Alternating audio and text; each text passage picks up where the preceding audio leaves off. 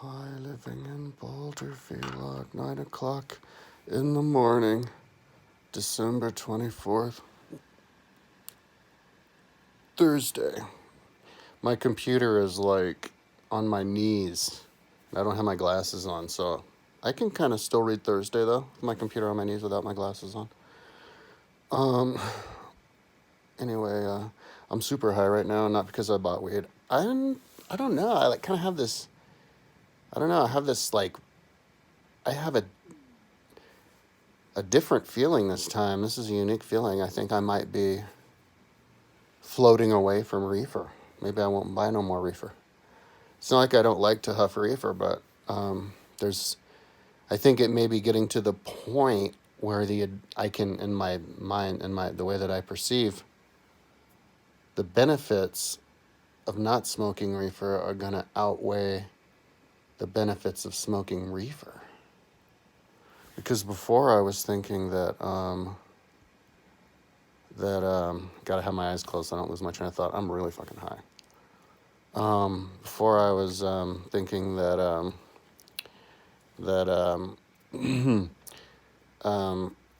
I didn't want to smoke reefer because oh my god, brain fart. Yeah, because I just like scraped, got a lot of goober, had like maybe 20 hits or something of resin. It's a different kind of a high.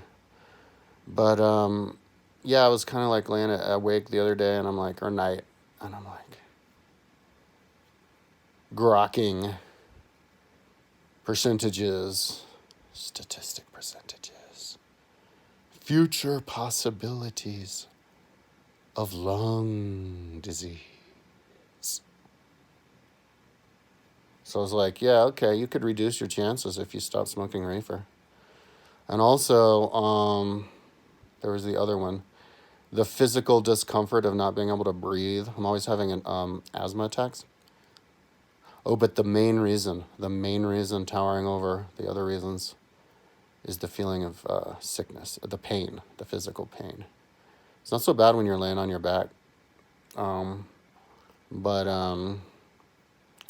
when you're standing up and sitting up, it gets really bad in the core area, like the entire core.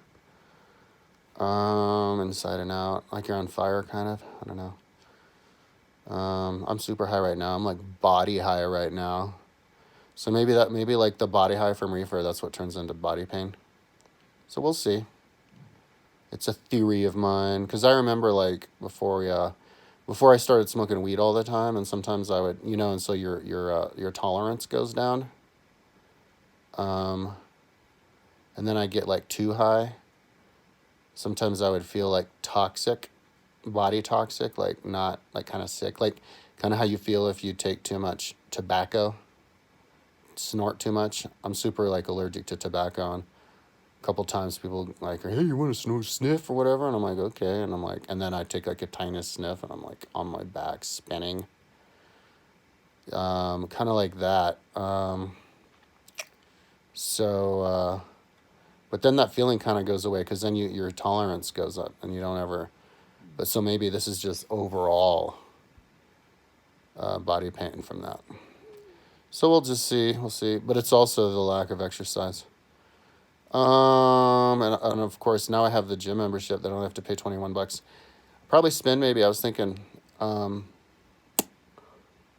to $70 a month on weed, because I go in there and I get like, or more. I don't know. It's hard to tell because I buy it and then like my roommate buys it off of me, and he'll buy it off of me in proportion to how much I have. So I would get like $80, but then I'd have to get more, another 80, and then, but he would buy half, so I don't even know. But yeah, I'll definitely save a lot of money per month if I'm not smoking weed. So the $21, because my mom pays the other $21 of going to the gym is like totally makes up for that, pays for that. Those are my lights. I have a pad under my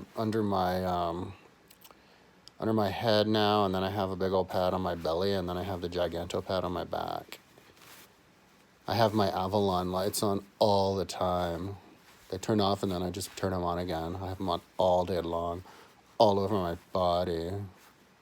So it's like you're outside getting sunshine juices into your organism. The fucked up thing is I'm so high that I had this thing laying next to my bed for like the last month or two. And I was too lazy to plug it up.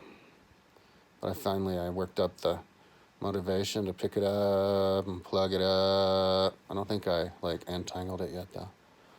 So that's cool. I also cleaned my house, my room. I need to redo the water in my fishies. I haven't done that for like 6 months, but they keep alive. All the water evaporated, so I filled it up. So that's like the new water. I don't see bodies anymore. When I first bought these red fish, there'd be bodies turning up because they overpopulated. Listen to me when I say this, because this is the most mind-blowing fucking thing I've ever seen. No more bodies, dude. And these fish, where do the bodies go? Like these fish, I used to see little baby fish, and then it was overpopulation and then bodies, and now it's just the same fish. Like, how did they figure it out? How are they communicating with each other? Because fish live and then die. I don't know which fish is living and dying. It's the same fish. And when they die, where's the body? And I haven't even switched the water. I need to switch the water now. I'm going to do it now. I feel bad. It's like, damn, dude. There's some kind of telepathic communication going on between the fish. But I think fish live for years, so maybe it's like the same 7 fish. That's what happened. The same 7 fish, and then they figured out, hey, if we have any more babies, they'll die. But isn't that interesting how they figured it all out? Like, how many generations? I need to get on the page and get on the paper and kind of figure out, like, how long did that go on for? I should have documented it. That would be an interesting thing to do. You go into the store and you get, like, the redfish. I can't remember what they're called, but there's the schooler fish. And then you just document every time you see a new batch of babies, every time you see a dead body, and then when it levels out and it's just the same 7 fish, it's like, because then you can figure out how many generations they had to go through until they realized, and how they realized, like, are they like that smarter than we thought? Pretty crazy. Anyways, so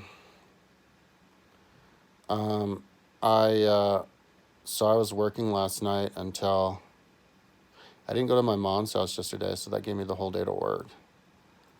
And I worked until 11 or something. Then I got up at like 6 or 7. So yeah, I'm like diurnalized. That's good because Christmas is tomorrow. And it'd be good to be diurnalized for Christmas. So, and I think I was diurnalized yesterday, so 3 diurnalization days in a row. That'll be good. And also, not smoking weed might help my hypothalamus or whatever. Or my mind, everything. Be diurnally like that, steadily. And of course, I was also saying that I might, every time I sober up, I get interested in doing videos. I might start getting interested in doing the YouTube videos. Because my IQ gets high enough, or my RAM memory gets high enough to be able to do quality videos. So the work that I was doing was, I saw yesterday, I kind of stumbled across, and I've seen it before, I just forgot that it was there. There's a Wikipedia page called Animals of Rocky Mountain National Park. And so I organized my thing the way that they have it there. And then I realized, oh no, I'm going to have to split Boulder County, because I did all the animals for Boulder County, and then all of a sudden I'm doing it for Rocky Mountain National Park, because that's where the statistics are. So I'm going to have to make these into 2 different files. But I'm going to just do that later on. So, yeah, I'm actually building it inside of a file that's not even helping. It doesn't have anything in there. It's like Parasite. Anyway, so yeah, I was doing all these animals. So yesterday I did like mink. There are these 9 mink that they captured. That they released in Northwest Oregon. And juvenile mink. No. Not the mink. The thing that eats the porcupine, the pine marten. because pine martens exist in Rocky Mountain National Park. I'm doing all the animals that are listed as living there. And 3 of them got 34.7 to 15.7 to 34.7 kilometers away, and then established regions, home domains that are 20 acres. 3 of them made it from 5.7, I'm sorry, miles. 5.7 miles to 13.4 miles before getting killed. And then 3 of them wandered up for 3.7 miles, 3.6 miles to 8.3 miles or something like that before returning back and establishing domains. And so I wrote the smallest domain, normally home range, largest home range on the southeastern part of the Rocky Mountain National Park, as well as the little trips that the pine martens did out through the trees. And yeah, it's believable enough to me. I think Oregon is pretty similar to here. Same animal, same kinds of density of trees. Yeah. I think animals would do the best, you'd think, in Rocky Mountain National Park. If you look, I was saying this yesterday, but if you look at it from space, you can see it because the forests are all black instead of brown. It's really awesome. So then I did links, you know, minimum, maximum ranges for females and males. And then, you know, maximum range, maximum 1 night trip distance. I do that for every animal. They collar all these, they radio telemetry all these animals. It's awesome. It's little science games. I'm surprised the government, Rocky Mountain National Park, doesn't have the Google Earth files for all that stuff already. I should email them and tell them that I have it. They might be interested in looking at it. And then there was mountain lion, and then, you know, all that stuff for mountain lion, you know, bear. Right now I'm doing mule deer. There's 400 to 600 mule deer in Rocky Mountain National Park, so I'm going to number 500 mule deer because I want to see what that looks, you know, because you can zoom in into like a valley and then you'll be able to know how many mule deer are in the valley, you know. It's like being Superman with special x-ray vision for anything you want to see in there. I did that for 350 for pronghorn, I think it was. And, you know, I think they said something like there's 2,500 elk in there in the summer. And I'm thinking now it may be worth it to put little place markers for 2,500 elk in Rocky Mountain National Park. I would have to, but I guess maybe they're in herds. I'd have to know what the kind of herds they do so that I don't make it stupid and like evenly space them out. There are like 125 coyotes in Rocky Mountain National Park, but those are pack animals. So before I do my coyotes, I'm going to have to, or they're not pack animals. They set in packs though. The thing set in packs. So I'll have to do my research and like what percentage of coyotes are in packs, because coyotes actually I think are in packs of 2. They get their mate and then they just stay with the mate for their whole life. But so maybe I'll do it like that. And that, you know, see, that's why Google Earthing this stuff, that's how you really learn about the ecology of the animals, because, you know, you click on coyote and then you see, oh, look, 125 coyote. Oh, look, in pairs. What's that? And then you look at the wolves. Oh, look, packs of 20. Okay. And then you look at the bears, oh, individual. And then you look at and then you look at muskrat. Oh, all next to the river. I did muskrat too. And then beaver. Oh, look, the beaver. That's what a beaver dam looks like, you know. 10% of beaver habitat is actually occupied by beavers. They haven't built it up yet. They're having trouble.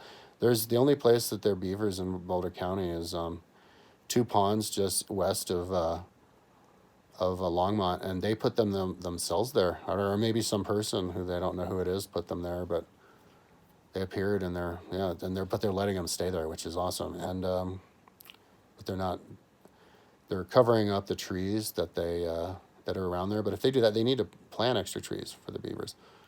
But and then somebody did Caribou Ranch, beavers at Caribou Ranch, I think this summer or something, to restart it. Surprised it took so long. So that's cool. And then there's beavers up in Rocky Mountain National Park. I can't remember how many, but it's not that many. It's like 50 or something. So just going through doing the different animals right now. I'm on like 18 or something of 500 of that animal that I was talking about, the mule deer. So I did not go to the gym yesterday. I got my gym membership day before yesterday. So yesterday was the second day or the third day that I could have a membership, or the second full day. But I didn't do it because I was working the whole time. Because this thing, I mean,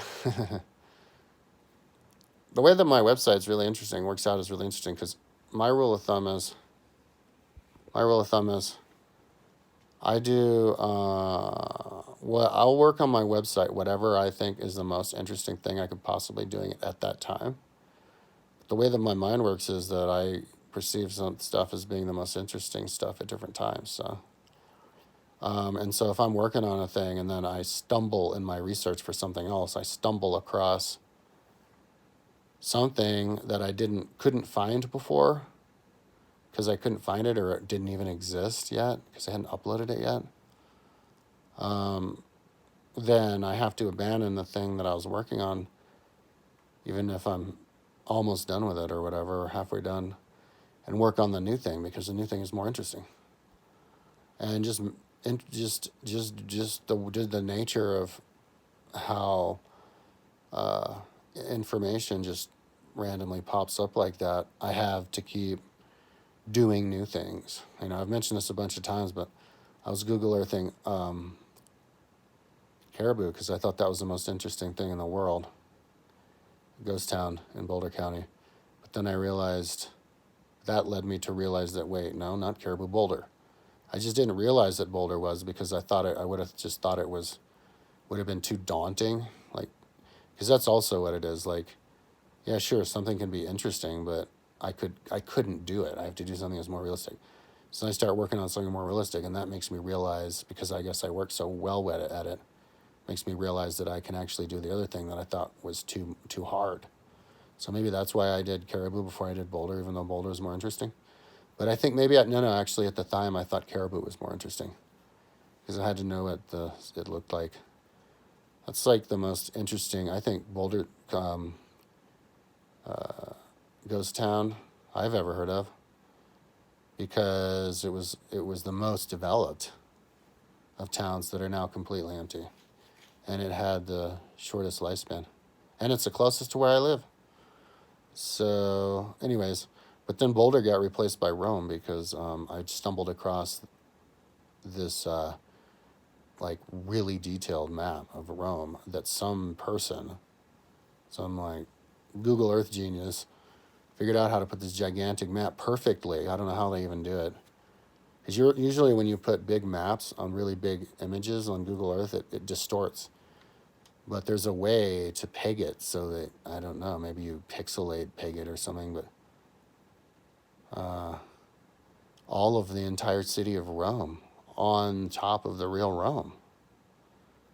And it's incredibly detailed. It's the actual map from the year 10, from the Severan map from the year 210, 211 under Severus. So it used to be the 60-foot high map, marble map on the side of a temple, right in the Roman Forum. So people would walk up and they'd just look at this 60-foot high wall, the map of the city. But then it crumbled, and they didn't want to throw it away, but they didn't have the resources to fix it up, so they just pushed it behind the wall of a church that got walled up, some cavity of a wall of a church, and there's no records or anything. And when they were doing renovations in 1573, they busted open the door and they were like, "What the hell's this?" Nobody knew anything, and they found out what it was, and then they pieced it together. It's called the Severan map. Same thing with the House of Nero. They when they killed Nero, they covered up his house because they hated him. It was just a sign of decadence. But the way that they covered it up, maybe because they wanted to preserve it or something, they had a habit of just building on top. They like buried his house in such a way that it didn't collapse the dome. So they turned his house into an underground cavernous cave that they didn't discover until I think like 1940 or something, 1970, like just a few years ago. And so they go in, they see all this perfectly preserved fresco, like really sexually stuff. You should check it out, House of Nero. Anyway, but then that got replaced by, what did that get replaced by? Anyway, I'm getting, oh, and then I did Atlantis. Because I suddenly was like, this is so awesome, man. I'm doing Rome. It's the oldest city. It's so far back, so detailed, haha. So, and then I was like, no, it's not.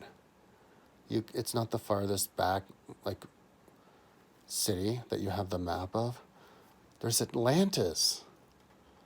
I realized, because maybe I listened to it, but recently, but I realized that the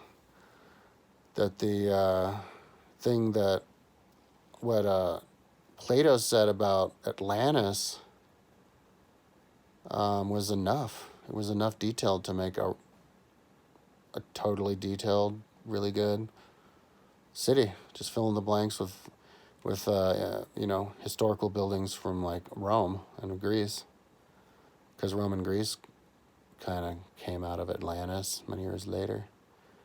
Maybe some of the, you don't know how old some of those different traditions are. So that's what. So I just put the same real buildings on top of Atlantis, but then that got replaced by Exceed, and I think there were some things in between. Oh yeah, the Deep History Timeline for 2 months this summer, and I hadn't worked on that for a while. So I kind of do the timeline in patches. I think I was working a little bit in like 2014 or whatever, but yeah. Anyway,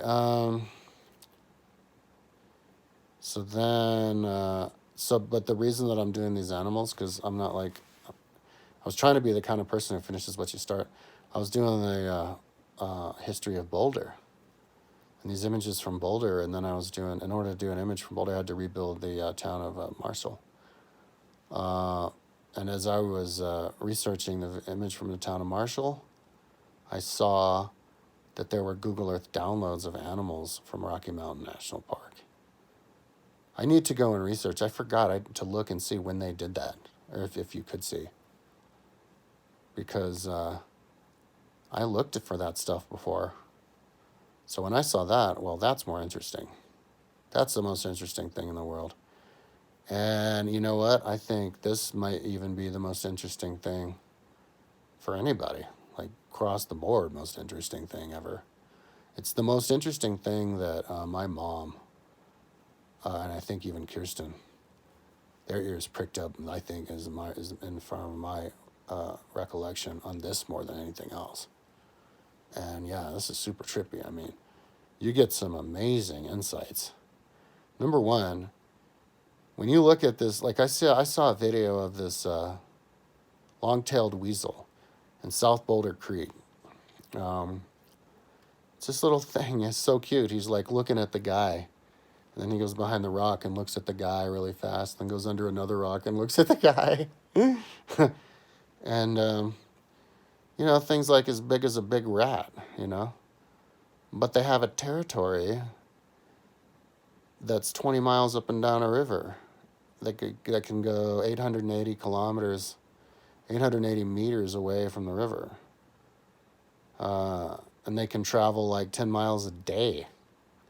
Okay, so that thing's little, but it's like a frickin' marathon runner, man. Like a super athlete getting outside your house and go run 10 miles up and down the mountain canyon and looking at stuff, having fun. that day, you're just living the life of a freaking long-tailed weasel. This little guy, you know? Like animals, like little Wiener Schnitzel dogs get tired. They can't run with you for 10 miles, but they're bigger than a long-tailed weasel. But those Wiener Schnitzel dogs are soft. They're not athletes. They're not wild animals.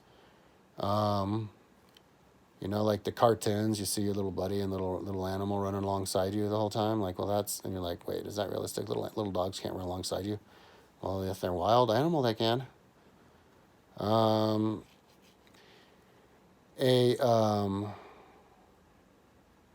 a bobcat, and I put the link to where I read it, because this was from one of these scientific papers. No, it wasn't. This is from a Wikipedia article of the bobcat. Said that bobcats will run 3 to 4 miles a day looking for food. Up to 7.5 miles a day. But one juvenile bobcat did 99 miles. And I'm like, what?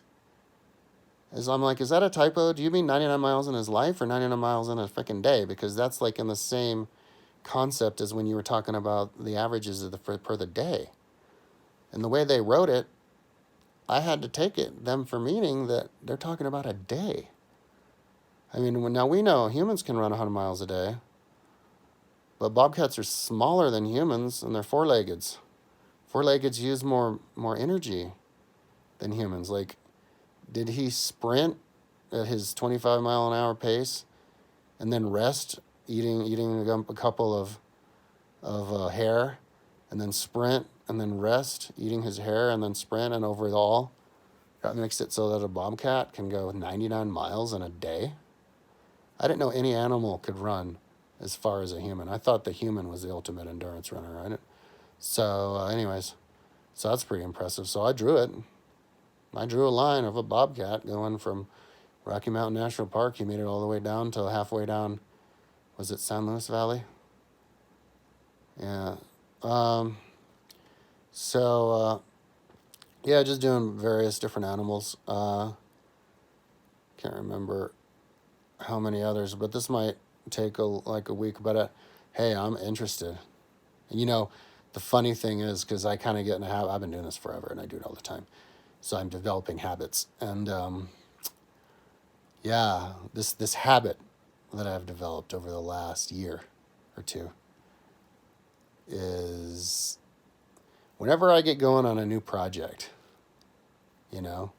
like Google Earthing and Exceed 4,000, which I started a couple months ago or something. I go, oh wow, that would be awesome to do the Exceed 4,000. I think I'm going to do it. That's the first step. And then I go, I think the first thought, before I even think about how long I think it's going to take me, the first thought I go to is, okay, how much is that worth it to me? Like how long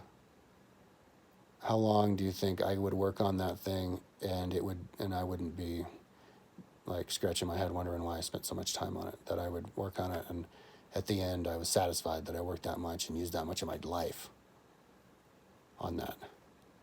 And so I said, and so I think I said like, a month. I'll throw two weeks down on that one. And so, yeah, that's what I do. That's what I do now. That's my habit. And I can't remember what it was for the Exceed, but for this one yesterday, not yesterday, for a few days ago, 4 or 5 days ago, whenever I started this, and I'm not paying attention anymore, I said a month. I said, what?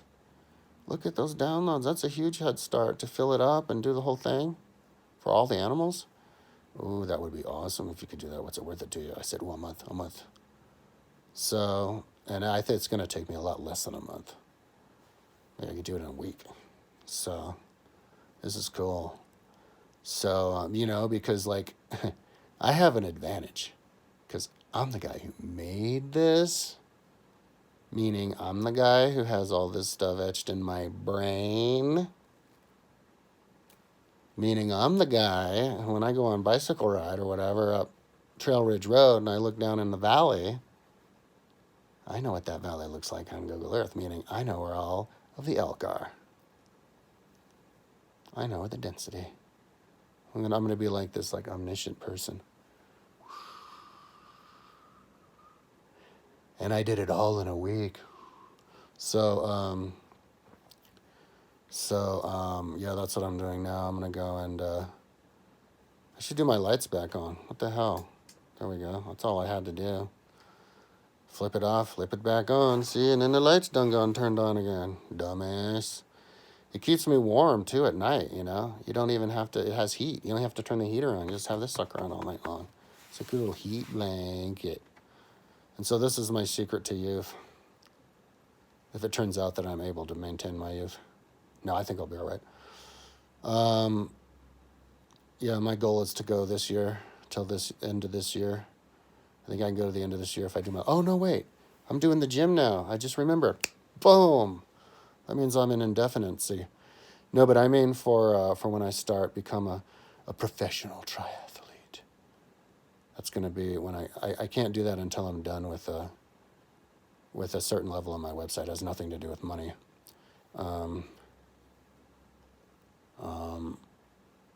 I mean, that's not to say that if I suddenly got a bunch of money from somewhere, I probably would just suddenly abandon my website and then just be an athlete and like mountain bike all over the mountains, the trails and stuff. But if that doesn't happen, I don't think about money and I don't worry about money and I don't wish I had more money, because the only thing I care about is getting my website to the point where I can then train, ride all the time.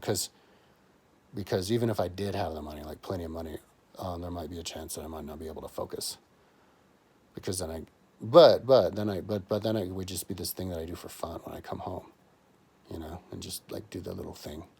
But the thing is, I might get frustrated that I'm not farther along than I am, because it's so much of it is so like unfunctionable. So I think I'd be more comfortable if it's one more year. So I'm going to work on my website for all of 2021. Then I'm not going to start getting back in shape and stuff, and that way until the beginning of December 1st, 2022. But I'll be in the gym as much as I can, just lifting weights. For who knows how long, just go around for fun or whatever. So anyways, I'm going to, I was just listening to different YouTube channels. Like when I can, you know, when I get to the point where I'm not thinking too much about my thing. I like listening to mob stories from Michael Franzese, like a normal dude but he was in the mob. And at the beginning I was like, you're just like saying you're normal, whatever. But then I watch more and more of his videos and I'm like, oh, this dude actually is a normal dude. Like, yeah. So you know, like not a lunatic, you know. So anyways, but then I was watching Mike Tyson hot boxing interviews too. You know, I can't listen to stuff too heady while I'm when I'm grokking my interview. I mean, my animals. So yeah, I got a little bit of an asthma thing going on from all the weed that I smoked, the resin that I smoked. I justify smoking the resin because I've abused, even, you know, that's one reason why I think this is for reals this time. Like, I'm going to quit smoking weed for reals this time, because I was actually feeling guilty, like scared, not guilty. I was feeling scared, physically, like mortally terrified for my health, smoking resin and then getting asthma, because I know I get the asthma right after smoking the resin. I can see the smoke come off of the fire on the lighter. I know that there's butane coming out of it. I can see this charred screen. I know the screen's made out of metal that's getting charred. And I can see all that gooey, you know, resin that doesn't stick to anything, like alveoli in a lung. You know, I'm like thinking all this stuff. And then I get the asthma. And so I'm like, more than anywhere else. And I'm like, so I'm thinking maybe real for this time, because I do get asthma smoking flower. So, but you know, of course, my logic overrides, and I'm like, dude, I've been doing this forever. I'm like, what, 28 years, 30. What's 46 minus 18? 18, 28, 38, 48. No, 18, 28, 38, 48, 30. 28 years, dude. So, I can go one more day of smoking resin. There's 365 days in a year.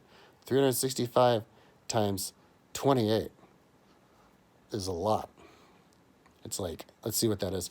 I don't do math like a mathematician. I do math guessing, just random. So let's see.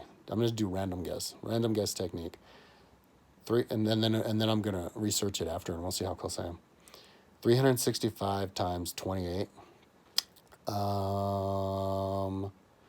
Let's put that as 10,000. So I smoked reefer for 10,000 days. So I can do one more day. Anyways, that's enough talking for today. I'm going to be sober tomorrow, homeboy. Home funkies. Because I smoked a little bit of that reefer yesterday, and then I passed out. And I have just a little bit more for one more tokings. I think I may even have a couple more hits now. I'll take them. It'll be burnt out. Can't smoke no more. If I smoke, all I'm smoking is butane and this chart out.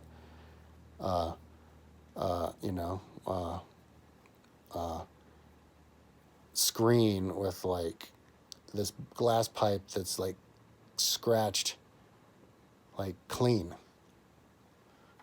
So anyways, that's enough talking. I don't care where I'm at tomorrow. I'll be doing the same thing, having fun. This is super interesting. Tomorrow I'll probably be like, yeah, dude, I'm doing the individual elk. I'm on 1,125. I don't know if I should have done this. It's probably what I'll be talking about tomorrow. Alrighty, talk to them tomorrow. Hey, I didn't yawn. Did you notice I didn't yawn? Oh, that's because I just woke up. And maybe because I'm not smoking as much reefer. So that's cool. Alright, talk to tomorrow.